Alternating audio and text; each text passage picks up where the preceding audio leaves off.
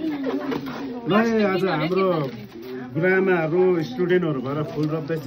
आज हामीले हाम्रो स्कुलमा यहाँनिर अलिकति हाम्रो स्टाफ रुमको अगाडि यहाँनिर यस्तो के भन्छ बाल्कनीमा फ्लावर पट राख्ने है, अन्त फुल रोप्ने हामीले सोचेर चाहिँ यहाँनिर आज स्टार्ट गर्दैछ हामी क्लास 10 को नानीहरूसँग मिलेर। र यो इनिसिएटिभ चाहिँ कसले लिएको भन्दाखेरि चाहिँ फर्स्टमा यहाँ हाम्रो गुरुआमाले, यहाँ हेर्दै न दिव्या मिस क्षेत्र एकदम म्यामले गर्दाखेरि चाहिँ हामी सबैजनाले मचेको है। यहाँ दिव्या मिसले चाहिँ यस्तो गरौँ होइन भनेर भन्नुभयो नि त, हामीलाई सल्लाह दिनुभयो हो। अनि हामी सबैजना मिलेर क्लास 10 को नानीहरूसँग मिलेर आज यो फुल रोप्दैछ है। अन्त हामीले स्पेसल्ली चाहिँ के रोप्दैछ भन्दा चाहिँ फ्लावरिङ प्लान्ट्स, जस्तै जेरिनियम चाहिँ अब प्राय फुलिबस्छ नि त, यसलाई ज्यादा केयर पनि चाहिँदैन होइन। त्यो भएर हामीले चाहिँ यस्तो खालको फुलहरू चाहिँ रोप्दैछ यहाँ। अनि सक्युलेन्टहरू भयो है। अन्त हेर्दै जानुहोस् ल, हामीले अब आज चाहिँ यहाँ चाहिँ यस्तो खाली थियो, खास चाहिँ यस्तो खाली थियो होइन। अब फुल रोपिसकेर चाहिँ यहाँनिर हामीले पट लगाएपछि चाहिँ कस्तो देख्दो रहेछ तपाईँहरूलाई देखाउँछु। यहाँनिर यताबाट सुरु गर्दैछ यहाँ हाम्रो म्याडमले। पानी लाउँदा उठिन्छ, मजाले खिच्यो भने मात्रै। एकदम दामी, यो चाहिँ एकदम राम्रो काम गर्नुभयो तपाईँहरूले है। त्यसमा चाहिँ म पनि ह्याप्पी अनि अल स्टाफ ह्याप्पी यो फुल रोप्नु भएकोमा। तपाईँ सर कस्तो लाग्यो यो आइडिया? एकदम राम्रो। यो चाहिँ है ब्युटिफिकेसनको लागि चाहिँ हाम्रो स्टाफ रुम आउँदा चाहिँ नयाँ टिचर्सहरूले चाहिँ मजाको देखोस् न, त्यसको लागि पनि एकदम दामी।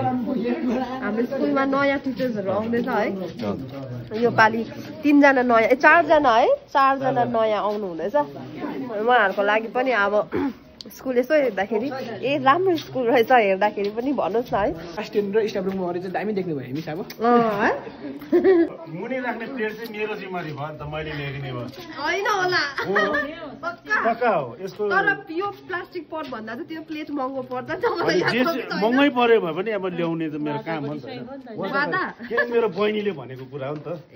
हो अन्त ल्याउनु भनेपछि मैले ल्याउनै पर्यो। भेरी गुड, ल्याइदिनुहोस् ल। राम्रो, हामीले पानी हाल्दाखेरि योहरू बिग्रिँदैन नि त। पहिला पानी यो प्लेट नहुँदाखेरि चाहिँ यस्तो मैला भइरहेको। यहाँ सबैजना हाम्रो क्लास 10 को गर्ल्स कति एक्टिभली यहाँनिर काम गरिरहेको छ हेर्नुहोस्। त्यहाँनिर हातकसको खाली छ, प्लास्टिक छ। यहाँ म प्लास्टिक डिस्ट्रिब्युट गर्दैछु। हातकसको खाली छ, दिइहाल्छु म चाहिँ। यता यता बोइज। यो चाहिँ कसको आइडिया हो खास? कसको जाँगर चलेको? दिव्या म्याडमको।